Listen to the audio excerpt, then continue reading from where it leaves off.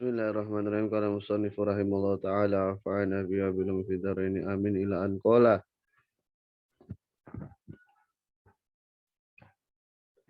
ismatuhum kasairil malaika wajibatun wa fadlul malaika. Jadi para nabi ini juga memiliki sifat maksum.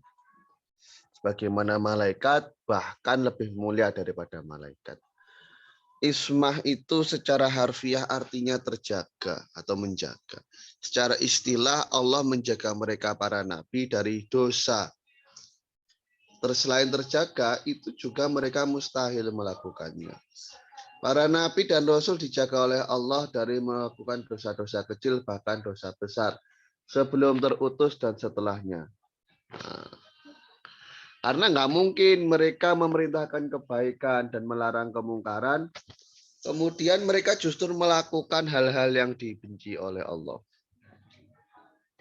Dengan konsep bagaimana mereka menasihati kaumnya, ngelarang-larang, nyuruh-nyuruh, dilanggar sendiri, kan aneh gitu ya. Nah, malaikat itu juga tidak bermaksiat kepada Allah dan juga mengerjakan apa yang Allah perintahkan. Kemaksuman para nabi dan malaikat itu hukumnya adalah wajib.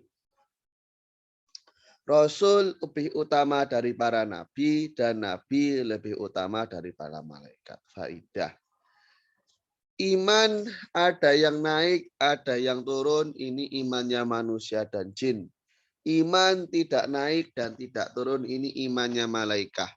Iman selalu naik dan tidak turun. Ini imannya Rasul dan Nabi.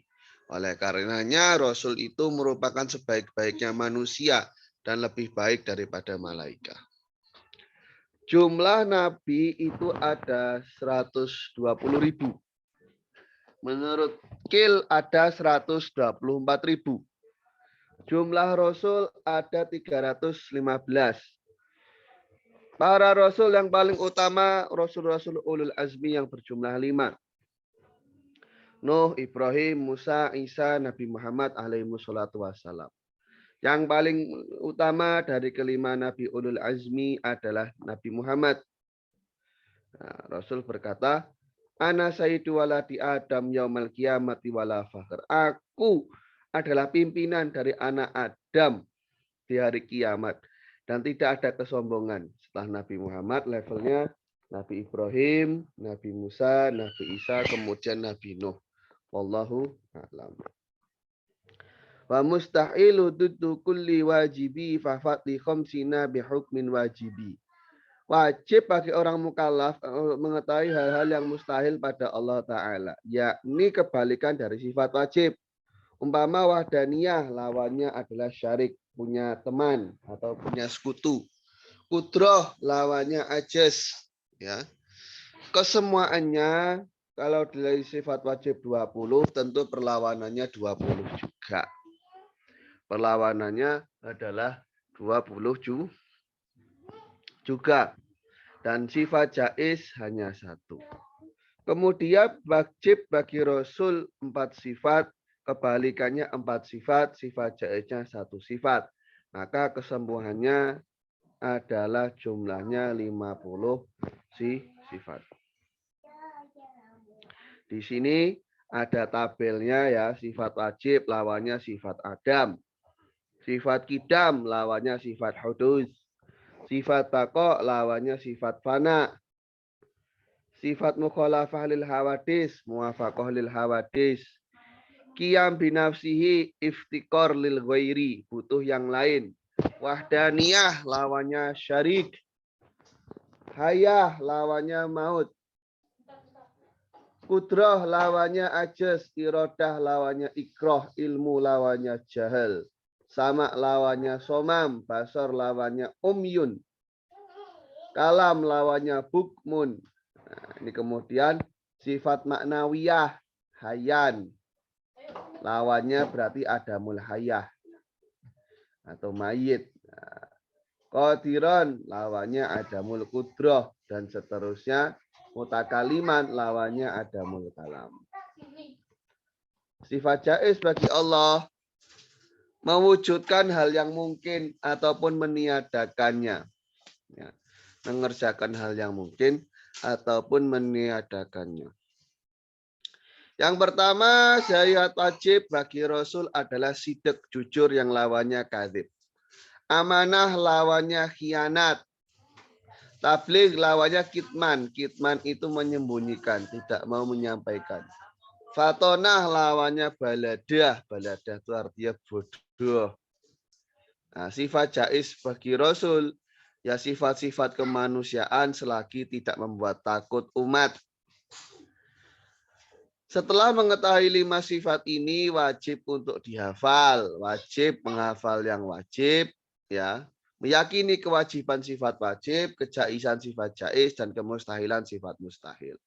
Dengan ini imanmu akan sempurna. Wallahu ta'ala a'lam. Kita akan lanjutkan membahas Nabi dan Rasul. Tafsilu khamsin wa ishrina lazim kulla mukallafin fahaqqiq wa tanim. 25 nabi itu kalau dirinci, ya. Ini semua orang mukallaf ya harus tahu. Pertama Nabi Adam. Hum Adamun Idris Nuhun Hudma Huduma. Adam, Idris, Nuh, Hud. Nabi Saleh, Ibrahim kulla muttaba. Lutun wa Ismailun Ishaku kadza. Yaqubu Yusufu wa Ayyubu tadza. Syu'aibu Harunu wa Musa wal Yasa. Dzulkifli Dawuda Sulaimanut taba. Ilyasu Yunus Zakaria Yahya. Isa wa Toha khotimun da'goya. Alaihi musholatu wassalam wa alihi madamatil ayyamu. Jadi wajib bagi seorang yang beriman. Wajib untuk orang mukallaf untuk mengimani dan meyakini keseluruhan Rasul dan para Nabi yang telah Allah utus kepada makhluknya. Ya, baik ia ketahui secara global atau tidak. Dalam artian, ya kita harus tahu ada nabi-nabi dan rasul-rasul yang harus kita yakini secara global. Semacam Nabi Samuel, Nabi Daniel, Nabi Hanzalah, ya, nabi-nabi yang tidak disebutkan dalam Al-Quran ataupun disinggung di dalam hadis. Nabi Syith, umpama. Ya. Dan ada yang harus kita imani secara rinci berjumlah 25. Disebutkan dalam Al-Quran. Barang siapa yang mengingkari itu, maka akan mengingkari Al-Quran. Oleh karenanya, Musodif mengatakan harus diyakini. Orang yang balik, yang berakal, yang memiliki indera secara utuh, pendengaran atau penglihatan, yang telah mendapatkan dakwah dari Rasulullah Shallallahu Alaihi Wasallam. Maka mengetahui nabi-nabi Rasul itu adalah keuntungan dan kemuliaan dari Allah untuk hambanya. Di Al-Quran disebutkan itu ya. Jumlah macam nama nabi pada surat Al-An'am. Kemudian juga terdapat Nabi Muhammad, Nabi Adam, Nabi Saleh, Nabi Syu'aib, Nabi Hud, Nabi Idris, dan Dzulkifli. Ya, ketika dirunci pertama dari Nabi Adam, kita akan bahas mengenai bentuk fisiknya, ya, penciptaannya. Abi Adam ini Abul Bashar, ayah manusia. Awalu makhlukin fi alamil insi. Awal makhluk yang diciptakan dalam dunia manusia. Ya. Dalam dunia manusia, yang pertama kali diciptakan itu adalah Nabi Adam. Ya, kalau kita bahas dalam alam lain, ya bukan yang pertama, tapi dalam alam manusia. Ini yang pertama kali diciptakan Nabi Adam. Ya, Allah ciptakan dengan kekuasaannya, ditiup dari ruhnya Allah. Allah menciptakan beberapa ruh itu, dan ada yang ditiupkan salah satunya kepada bentuk fisik Nabi Adam. Adalah nabi pertama yang disebutkan kisahnya dalam Al-Quran. Ya. Dan hamba pertama yang menyembah Allah di atas muka bumi sebagai manusia. Terlahirnya Nabi Adam, ya. Nabi Adam terlahir tanpa ayah dan ibu. tidak dilahirkan sebagaimana dilahirkan manusia, tapi beralih dari satu bentuk ke bentuk yang lain. Pertama turab berupa debu. Kemudian atinul lazib. Jadi atinul lazib itu adalah semacam lumpur atau tanah liat. Tanah liat. Jadi ketika debu atau tanah itu bercampur dengan air. Ya. Ketika turab, tanah itu bercampur dengan air. Yang kedua, ja'alahu basyaron sawiyan minal solsoli kal fakhor. Jadi mulai mendesain tubuhnya Nabi Adam selayaknya manusia. Kemudian ditiupkan ruh di dalam bentuk atau rancangan tubuh Nabi Adam itu kemudian hidup. Setiap masa dari satu satu fase ke fase yang lain ini memang Allah ciptakan satu fasenya selama 40. Jadi debunya dibiarkan selama 40 tahun, kemudian dibentuk dengan dengan semacam lumpur atau tanah liat selama 40 tahun. Yang ketiga sudah berbentuk organ fisik selama 40 tahun barulah Allah berikan roh di sana. Allah perintahkan ya para malaikat untuk sujud kepada Nabi Adam. Mereka semua sujud kecuali iblis ya, yang mana Allah melaknatnya. Karena iblis ini menolak dan sombong. Iblis termasuk golongan dari jin bukan malaikat. Sudah diperintahkan untuk sujud ya. Sudah diperintahkan untuk sujud. Karena iblis ini ketika diperintahkan untuk sujud, dia bersama dengan malaikat. Nah, ketika dikatakan pada segolongan malaikat untuk sujud pada Nabi Adam, mereka semua sujud kecuali iblis. Jadi di sini lagi kumpul-kumpul, diperintahkan untuk sujud, ya. Si iblisnya nggak ikutan. Wakana sujudu sujuda tahiyatin la sujuda ibadah. Sujudnya sujud penghormatan, bukan sujud ibadah. Karena Nabi Adam ini membawa rohnya Allah. Ya bukan berarti ada zat Tuhan yang terpisah kemudian menempel pada Nabi Adam menjelma gitu, enggak ya. Sama sekali enggak. Tuhan atau Allah ini sama sekali enggak sama dengan makhluknya. Dan Tuhan tidak bertempat, tidak berbentuk fisik. Zatnya satu, tidak terbagi-bagi. Jadi enggak ada istilah menjelma-menjelma. Tuhan menjelma itu enggak ada. Ya, wasujud lam yakti ila bada'an nafaqallahu fihi min rohihi fa'ahyahu. Persujudan ini tidak terjadi kecuali setelah Allah tiupkan ruh dari rohnya Allah dan kemudian Allah menghidupkannya. Ya, jadi kalau diidhofahkan itu nggak selalu artinya berkaitan dengan fisik. Kan nggak selalu begitu ya. Contoh ketika dikatakan ardullahi wasi'ah, buminya Allah ini wasi'ah. Apa kemudian bumi ini artinya adalah bagian dari fisik Tuhan? Kan ya tidak. Kemudian wanita pertama yang Allah ciptakan adalah Hawa. Supaya menjadi pasangan dari Nabi Adam dan ibu dari anak-anaknya Adam. Mereka berdua tinggal di dalam surga, makan, bersenang-senang dengan segala apa yang di dalam surga, kecuali kecuali satu pohon tertentu. Ya, Allah sudah memperingatkan bahwa setan itu adalah musuh mereka. Setan membuat Siti Hawa dan Nabi Adam was-was, bersumpah dengan Allah bahwasanya setan itu adalah pemberi nasihat yang terpercaya. Kemudian akhirnya Siti Hawa dan Nabi Adam makan dari pohon itu dengan tujuan. Jadi yang dibisikkan itu apa? Kalau makan pohon itu nanti jadi malaikat atau termasuk yang abadi.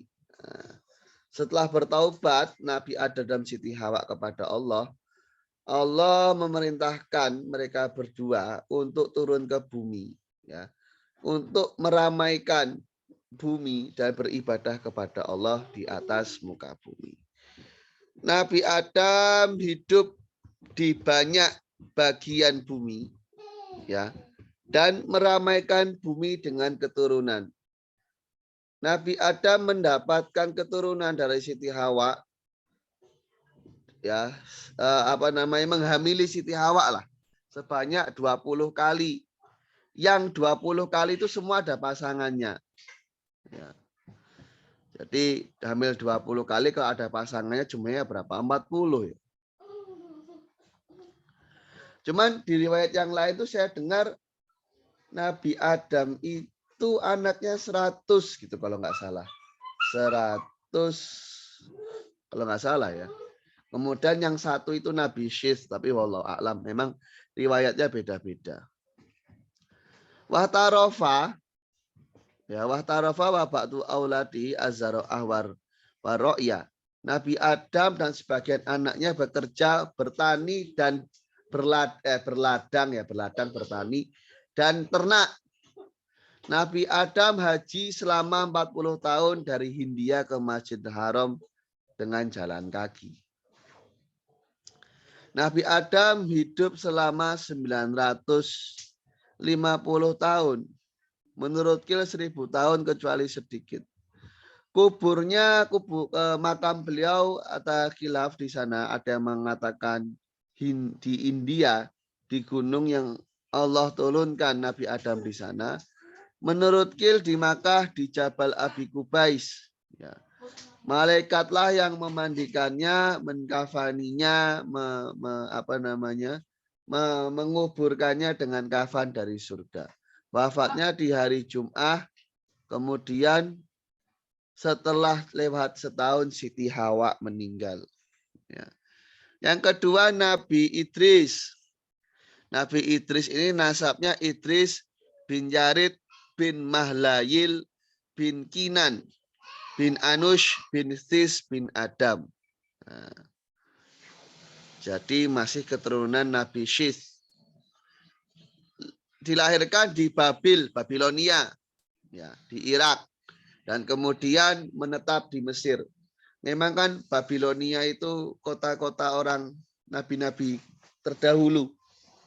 Ya, Babylon, kemudian Mesopotamia, Mesopotamia, saya lupa nama istilahnya. Mesir kuno itu. Mesopotamia. Mesir kan ya? Mesir kuno bukan? Nama sungai kalau nggak salah itu. Mesir kuno atau itu ya, atau daerah Syam itu saya agak lupa. Kalau nggak salah Mesir Ustaz itu. Ya Mesir kuno ya. Iya kan di sejarah dunia ya. Wa dakwatuhu, ya, konsep dakwah dari Nabi Idris. Nah, setelah kenabian diberikan kepada Nabi Syith bin Adam, kemudian dzuriyah wa bu'itsa ila dzurriyyati Qabil bin Adam. Ya, jadi diutus kepada keturunan Qabil Nabi Adam. Maka dzikra fil Qur'anil Karim mausufan bizki. Wa dzkur fil kitabi Idris innahu kana siddiqon nabiyya. Nabi Idris ini da'ilal fadilah, mengajak kepada keutamaan, wa muharabatil fasad, memerangi kerusakan, wa ikmaril ardi, meramaikan bumi, menghidupkan bumi. Fatabi'ahul qalil minan nas. Ya, hanya sedikit saja yang mau mendengar seruan dari Nabi Idris. Fahajaro Babila ila Misr. Beliau pergi dari Babilonia ke Mesopotamia. Susah ya gitulah. Falamma ra'a ni'amallahi fiha sabbaha rabbah. Ketika Nabi Idris melihat nikmat-nikmat Allah di sana, Nabi Idris memuji Tuhannya, ya, dan mengajak manusia untuk beribadah kepada Allah. Wa qad ditama bi insya'il mudun. Beliau memperhatikan tentang nilai-nilai perkembangan sebuah kota gitu ya. Jadi kan Nabi Idris ini kan memang pakar banyak hal ya. Beliau kan termasuk penemu konsep-konsep dalam pekerjaan manusia, semacam cara menjahit. Ya. Pokoknya Nabi yang pintar pekerjaan-pekerjaan yang berkaitan dengan seni, gitu, berkaitan dengan profesi. Ya.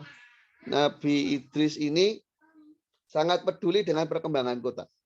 Fakila innahu bunia fi asrihi madinatan. Di masa Nabi Idris inilah beliau membangun kota. Kalau ini 188 ini nggak mungkin hitungan ini ya.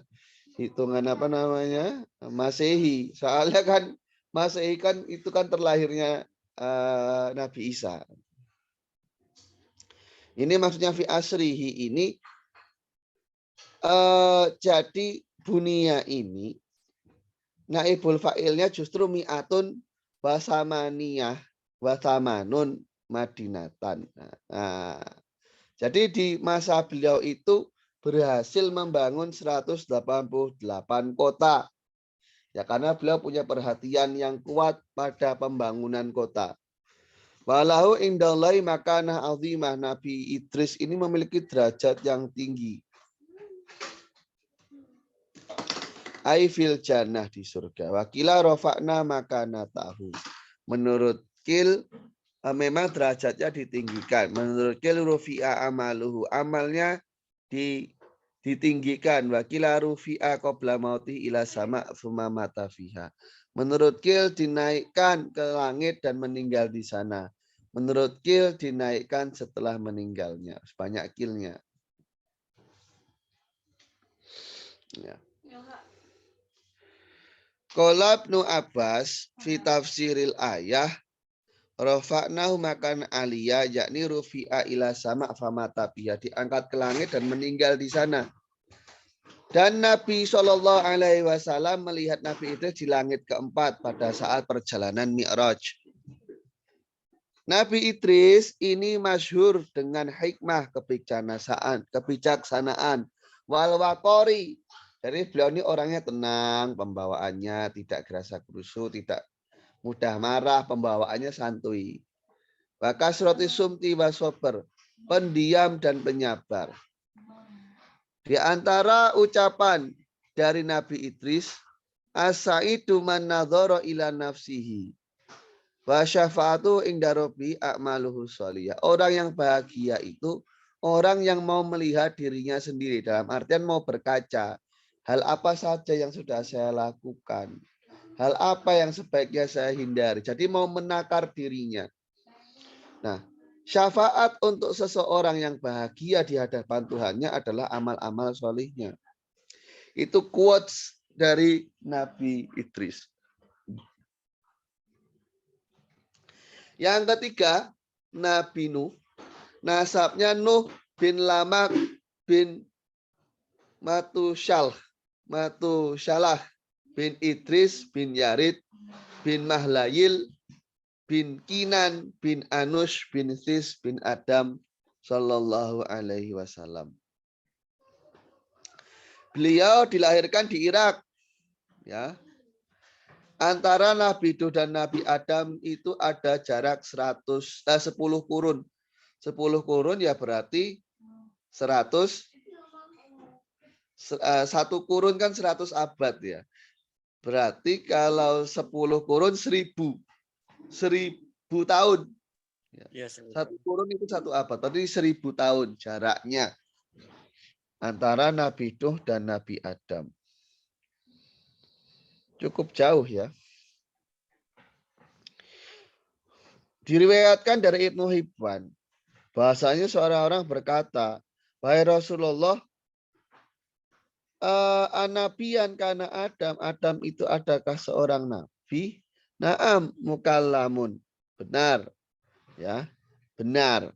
Dan Nabi Nabi Adam itu ya seorang seorang nabi dan juga orang yang mendapatkan titah langsung dari Allah. Jadi kan Nabi Adam itu cara dapat wahyunya, tuh ya mirip-mirip dengan Nabi Musa gitu.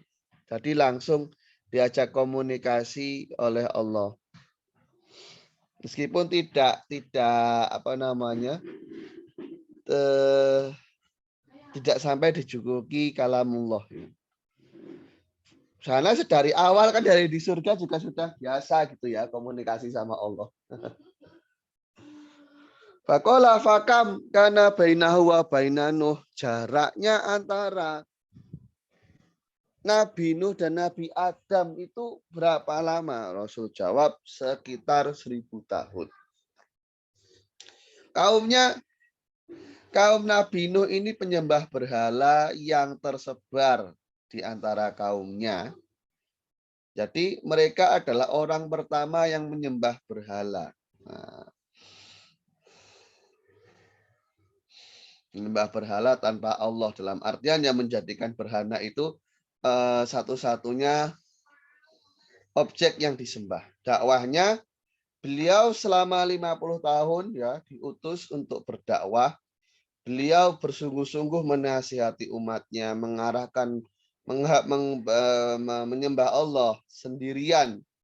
Ya, jadi beliau dakwahnya sendirian dan meninggalkan praktek-praktek penyembahan berhala. Bentar ya, brightness-nya saya turunkan, sakit mata saya. Nabi Nuh mengajak umatnya selama 900 tahun.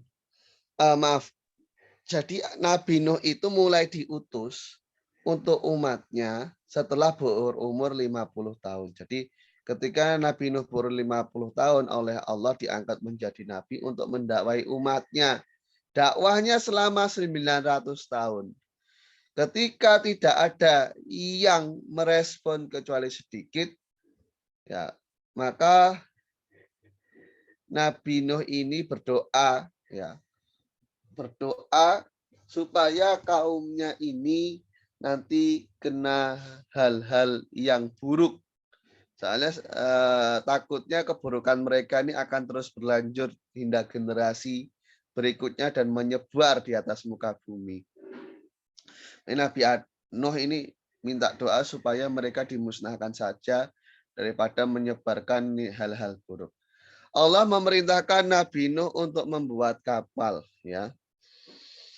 Nabi Nuh membuatnya sendiri dengan wahyu dari Allah. Ya.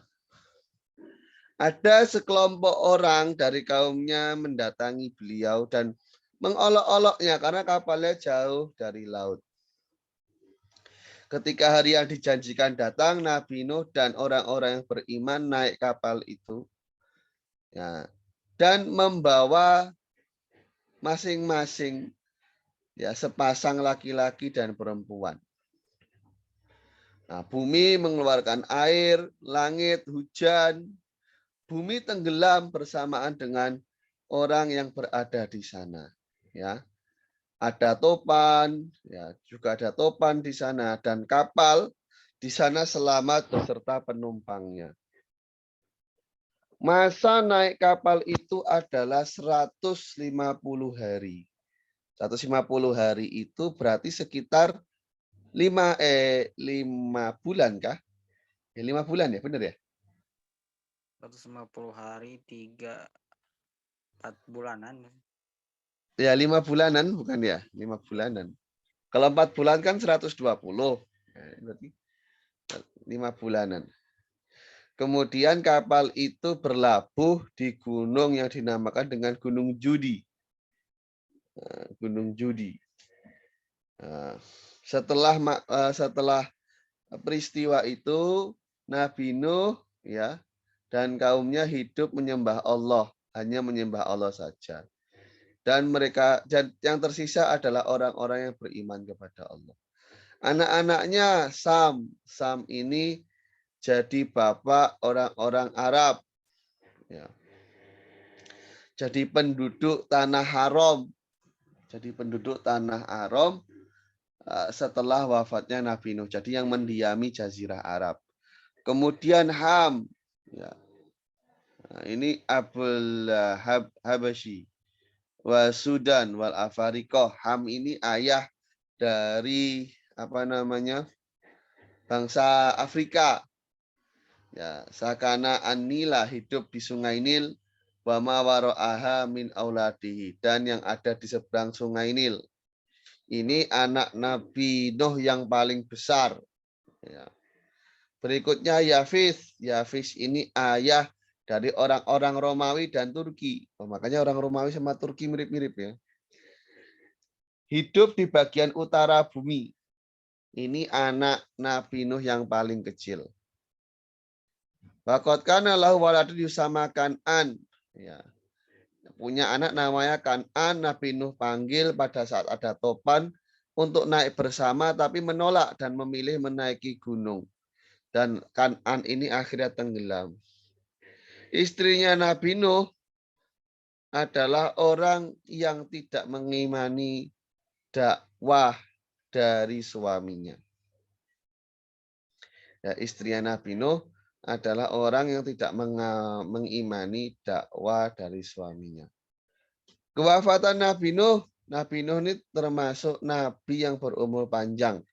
Hidup 950 tahun, menurut Kil 1000. Menurut Kil 1350. Menurut Kil, wah panjang sekali, 1780. Dari zaman lahirnya Nabi Isa sampai masa penjajahan. Masa penjajahan dapat setengah. Lama sekali.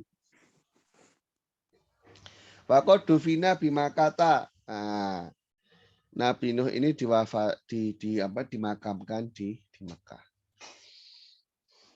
Berikutnya Nabi Hud. Di Al-Quran disebutkan sebanyak 7 kali. Hud bin Syalih bin Arfihashad bin Sam bin Nuh. Namanya susah-susah ya. Nah, kaumnya, jadi Nabi Hud ini dikutus untuk kaum Ad, yakni mereka yang hidup di bumi yang terdapat tebing-tebingnya. Jadi gunung-gunung pasir. Ya. Jadi di sekitaran bagian selatan Arab. Nah, yakni antara Oman dan Hadramaut di Yaman. Ya, memang di sana banyak tebing-tebing pasir. Jadi gurun. Gurun tapi bertebing. Bukan gurun hanya pasir luas kayak di film-film yang narik onta gitu, bukan. Jadi mirip dengan Grand Canyon. Ya, kalau tahu di Texas, Grand Canyon, nah mirip seperti itu. Ya, nanti semoga Akhi Andar bisa lah ziarah ke sana. Amin, amin. Ustaz. Ya. Ada makamnya Nabi Soleh, dekatnya Oman itu. Terus kalau di Yaman ya makamnya Nabi Hud. Makamnya tingginya 15 meter di lereng gunung. Tingginya 15 meter. Tinggi makamnya. Iya, makamnya. Ya kalau jadi kan gunung, ini gunung. Nah, ini gunung seperti ini. Nah, ini ada makamnya Nabi Hud. Jadi makamnya miring gitu, apa namanya? Ya, miring lah. Itu tingginya 15 meter di gunung. Nah, di bawah makamnya itu ada bongkahan batu semacam ini ya. Jadi apa namanya? Ya ada bongkahan batu begitu. Bekas dari untanya Nabi Soleh.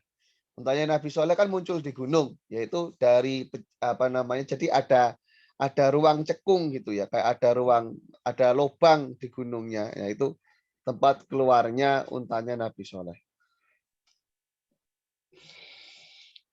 Umatnya Nabi Hud ini orang Arab ya, yang mereka itu tinggal di semacam kastil-kastil yang tebal, namun mereka itu menyembah berhala. Maksudnya kastil yang terbang ini yang apa namanya yang besar, yang tebal ini ya karena kaum Ad ini mereka mengukir tebing-tebing itu menjadi rumah.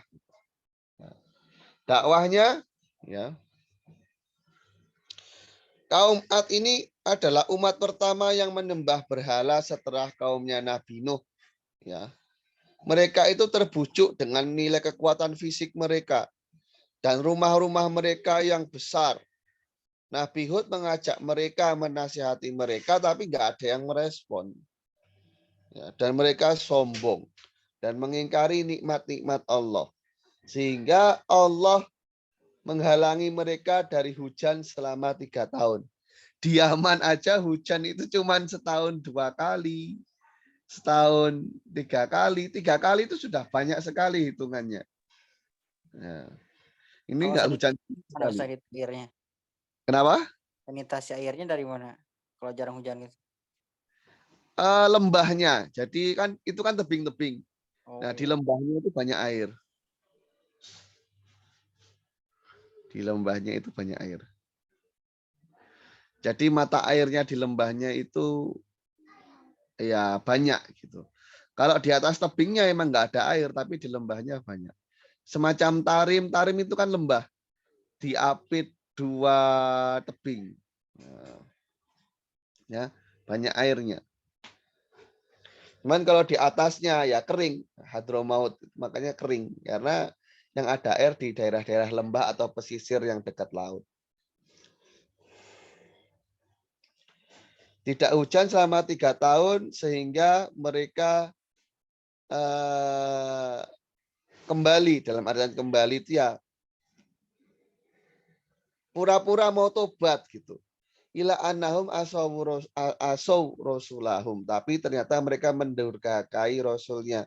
Jadi mereka itu ngeprank rasulnya. Nanti kalau udah hujan kita kafir lagi gitu. Kasar mudahnya begitu. Yang mereka lakukan itu begitu. Akhirnya Allah mengutus angin ya yang sangat kencang selama 7 malam 8 hari. Jadi tanpa henti diterpa angin 7 malam 8 hari. Memang kalau di Yaman itu kalau badai itu jam siang ya, jam 2 atau jam 3 itu sudah seperti maghrib. Soalnya kalau badai pasir itu matahari aja itu nggak kelihatan gitu. Jarak pandang itu paling paling jauh paling hanya sekitar 3 meter. Hanya sekitar 3 meter. Yang jelas ya. 10 meter itu sudah ngeblur sekali. Kalau pas apa namanya badai pasir. Ini sampai 7 malam 8 hari. Ya bingung orang. Ya. Wafatnya Nabi Hud adalah terjadi setelah wafatnya kaumnya. Ya, Nabi Hud ini menyembah Allah sampai meninggal dan dimakamkan di Hadramaut di bagian selatan Yaman. Ya, sebenarnya nggak selatan-selatan banget karena sudah dekat dengan arah Oman. Menurut Kil di Damaskus. Ini ngaji akidah tapi rasa belajar sejarah. Tapi bagus ini saya sejarahnya dalam. Iya. Beda sama yang dibahas di sekolah-sekolah kan seperti Nabi Adam anaknya cuman 4, ini ada 120 gitu. Ya ini menampilkan versi-versi yang lain. Nomor 5 Nabi Soleh. Soleh bin Abid bin Masyih bin Abid bin Harid bin Samud bin Athir bin Irom bin Sam bin Nuh. Kaum dari Nabi Soleh itu adalah kaum Samud. Ya, kaum Samud. Jadi keturunan dari Samud. Mereka menyembah berhala yang tersebar di antara mereka. Mereka adalah kaum dari bangsa Arab ya setelah dari kaum Ad. Jadi yang bangsa Arab yang menyembah berhala setelah kaum Ad ini ya kaum Samud ini. Nabi Soleh berdebat ya karena dengan tujuan untuk menunjukkan kaumnya kepada Allah ya, dan supaya mereka tidak lagi menyembah berhala. Kemudian kaumnya itu meminta ke Nabi Soleh, mana mukjizatnya? Nah, mukjizatnya berupa unta yang keluar dari perut gunung. Ya, jadi tepat di bawah makamnya Nabi Hud itu ada lereng gunung yang berbentuk cekung. Jadi kayak lubang, semacam ada lubangnya. Nah, semacam lubang.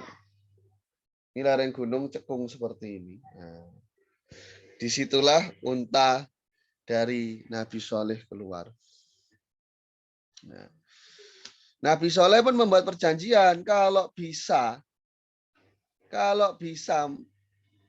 Nabi Soleh ini memiliki mukjizat untuk mengeluarkan unta dari tengah-tengah gunung, mereka akan beriman kepada Allah, akan merespon apa yang didakwakan oleh Nabi Soleh.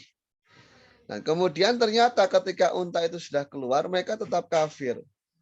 Nabi Soleh pun, ya Nabi Soleh mensyaratkan supaya unta itu bisa minum air ya sehari, dan mereka minum air sehari dan tidak boleh menyentuh unta itu dengan niat buruk. Jadi giliran minumnya itu untuk unta sehari, untuk umatnya Nabi Soleh ya kaum Samud itu sehari. Unta itu ya bisa mengalirkan susu yang sangat banyak yang akan memberi minum setiap orang yang beriman kepada Nabi Soleh. Akhirnya orang kafir ini merasa nggak terima ya. Masa kami minum gantian sama unta sehari selang-seling. Akhirnya para orang kafir ini berpikir untuk membunuh untanya ya supaya mereka itu bisa lolos untuk tetap selalu kafir ya, dan juga bisa lolos untuk tidak membenarkan nabi mereka, Nabi Soleh. Min dalil kufrihim ya, wasidki nabihim ya, jadi mereka bisa lolos atas dalil ya, yang mereka yang mereka minta itu sendiri ya dengan kekafiran mereka, dan juga supaya bisa lolos dari membenarkan nabinya. Mereka menyembelih unta itu dan memakannya. Pas dimakan ternyata sangat pahit ya. Sangat pahit ya. Untanya kan dari batu. Nah, batu kan nggak ada rasanya. Ternyata pas dimakan rasanya sangat pahit. Nabi Soleh mengancam mereka akan muncul azab selama 3 hari. Nah, dan mereka keluar setiap hari untuk menunggu-nunggu azab yang dijanjikan. Di hari yang pertama, muka mereka menguning. Di hari yang kedua, muka mereka memerah. Jadi setelah pucat, memerah. Di hari yang ketiga, muka mereka menghitam. Ya. Setelah daripada itu, ketika matahari mulai terbit, jadi hari keempatnya, ada teriakan dari arah langit. Jadi semacam suara kencang dari arah langit gitu ya. Dan juga ada getaran dari arah kaki mereka gitu. Dan mereka semua mati dan Nabi Soleh dan pengikutnya yang beriman ini selamat. Jumlah pengikutnya adalah 120 saja. Nabi Nabi Soleh ini hidup setelah kemusnahan kaumnya di daerah Palestina sampai wafat. Tapi memang ada silang pendapat ya. Ada yang mengatakan makamnya Nabi Soleh ini di dekat di padang pasir yang dekat dengan Oman. Kalau versi ini justru di Palestina. Ya kayak makamnya Nabi Hud itu kan ada yang bilang di Damaskus, ada yang bilang di Yaman. Ya sampai sini dulu, ada yang mau ditanyakan atau tidak? Nggak ada lah ya. Ini kan hanya cerita. Ya lumayan lah buat cerita anak-anak di madrasah kan. Ya, Ustaz.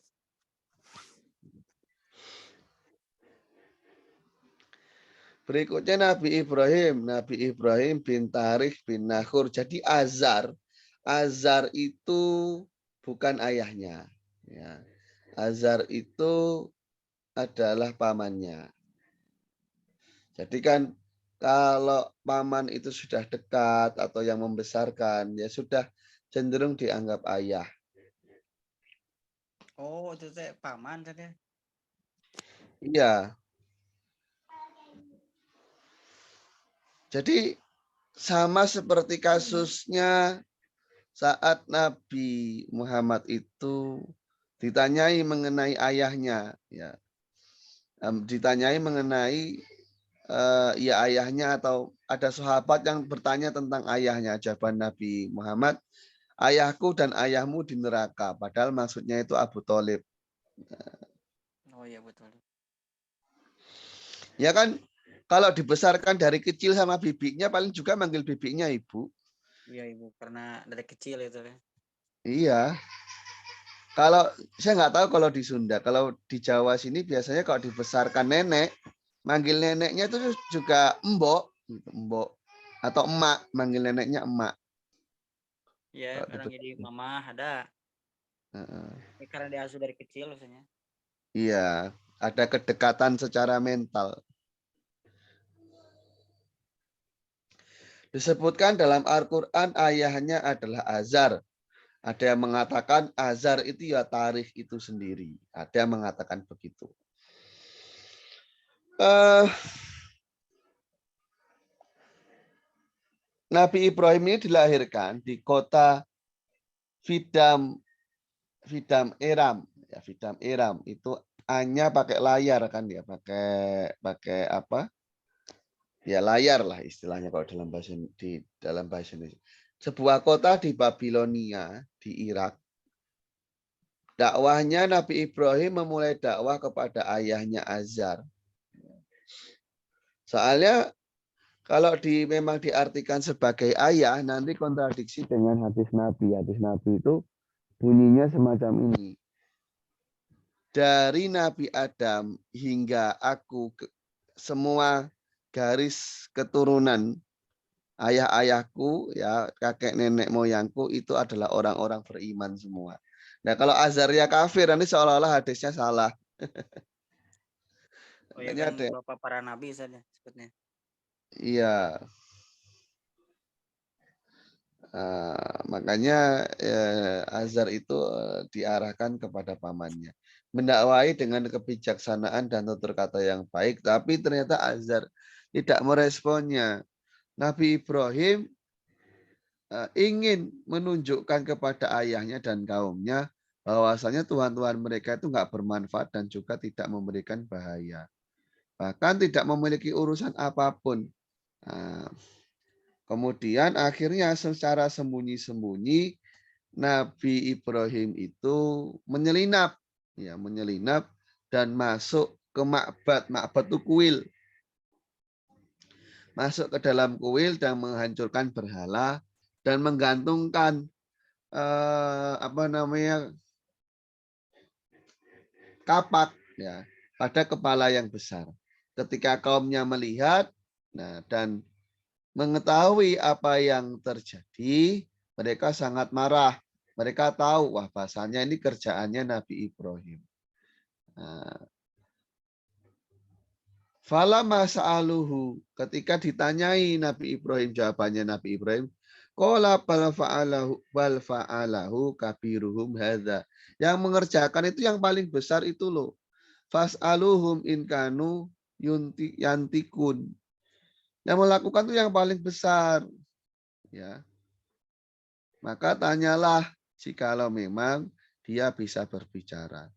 Tapi menurut riwayat yang saya dapatkan, ketika Nabi Ibrahim itu menunjuk berhalanya, ya, jadi bal fa'alahu kabiruhum itu jarinya tunjuknya menunjuk berhala, tapi jempolnya menunjuk diri sendiri. Ini berhalanya, nah ini di sini Nabi Ibrahim. Jadi Nabi Ibrahim itu niatnya menunjuk diri sendiri, gitu, tapi telunjuknya menunjuk ke berhala, jempolnya menunjuk ke diri sendiri. Bal fa'alahu kabiruhum hadza. Yang mengerjakan tuh yang paling besar. Nabi Ibrahim kan memang yang paling besar derajatnya dibandingkan berhala. Jadi apa ya? Ada nilai politisinya lah. Tapi di kitab Daqaiqul Akhbar itu disebutkan Nabi Ibrahim nggak berkenan memberi syafaat kepada manusia karena ya merasa pernah berbohong dengan mengatakan bal fa'alahu kabiruhum hadza. Padahal sebenarnya Nabi Ibrahim sendiri sudah mengisyaratkan pada dirinya dengan jari jempolnya dan jari telunjuk yang menghadap ke berhala yang paling besar itu tidak beliau niati untuk menunjuk itu. Tapi kan umatnya salah paham, dikira yang ditunjuk itu adalah berhalanya. Itu emang sengaja. Nabi Ibrahim itu sengaja supaya mereka tuh mau berpikir bahwasanya berhala itu tidak bisa berbuat apa-apa. Ya saya cukupkan dulu sekian, kita lanjut besok insya Allah di jam 9. Assalamualaikum warahmatullahi wabarakatuh.